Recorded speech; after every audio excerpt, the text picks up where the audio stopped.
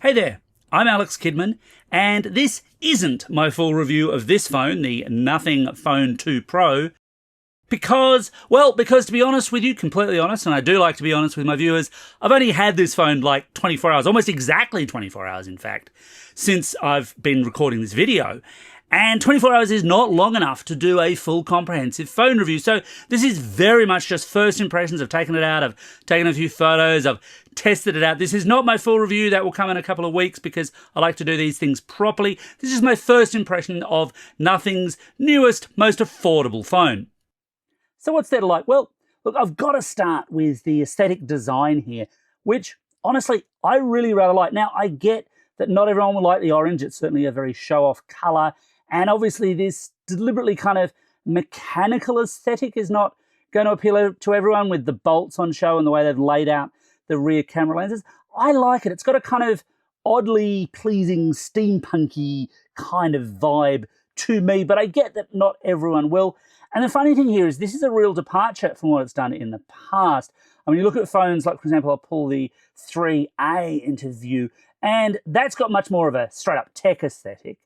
And this doesn't, and obviously you're not getting, the flashy lights at the back or things like that. But then this is a considerably cheaper phone, or it should be a cheaper phone in most markets. Here in Australia, it'll cost either $449 or $509, depending on whether or not basically you want 128 gig or 256 gig of onboard memory. And for what you're getting so far, that seems pretty good, especially for these cameras, because at this price point, it's just so rare to see proper telephoto. Now, I've really only had a tiny bit of time to test it out, so I don't have a whole ton of samples to share with you right now. But what I've got at this price range suggests this could be a really, really solid competitor.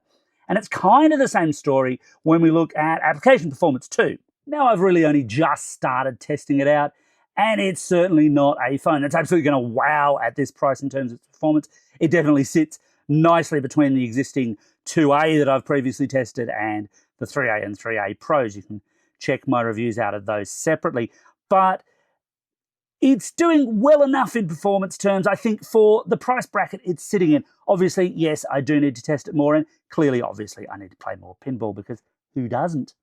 On the battery life front, so far so good. Obviously, again, 24 hours, nowhere near enough time to make any kind of sensible proclamation about how its battery life actually performs.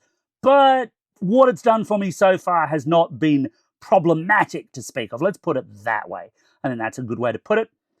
But I will get back to testing this and see how I go. But so far, I'm actually kind of impressed. And that's pretty rare if you know me at all.